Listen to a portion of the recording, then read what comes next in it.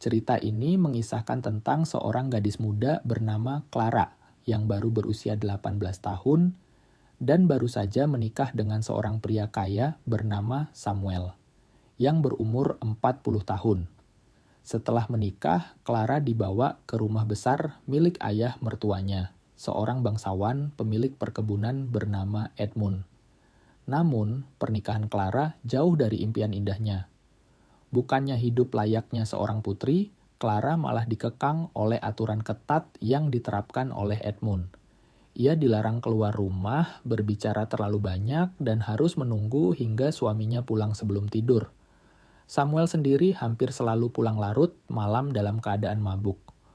Satu-satunya teman bicara Clara adalah seorang pembantu bernama Mary. Belakangan terungkap bahwa Samuel menikahi Clara atas desakan ayahnya agar ia segera memiliki keturunan.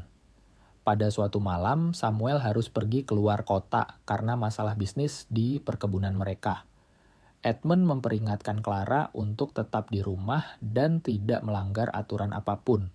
Setelah Samuel dan Edmund pergi, Clara yang merasa kesepian mulai menjelajahi perkebunan luas di sekitar rumah. Di sana, ia bertemu dengan seorang pekerja baru bernama Leo, yang kemudian menarik perhatiannya. Meskipun awalnya Clara bersikap dingin, ia akhirnya terlibat dalam hubungan terlarang dengan Leo. Mary, yang memperhatikan perubahan perilaku Clara, melaporkan kecurigaannya pada Edmund. Ketika Edmund pulang dan mengetahui perselingkuhan Clara, ia menghukum Leo dengan keras dan mengurungnya di gudang. Dalam upaya untuk membebaskan Leo, Clara meracuni minuman Edmund dengan tanaman beracun, menyebabkan Edmund meninggal. Dengan kunci yang diambil dari Edmund, Clara berhasil membebaskan Leo.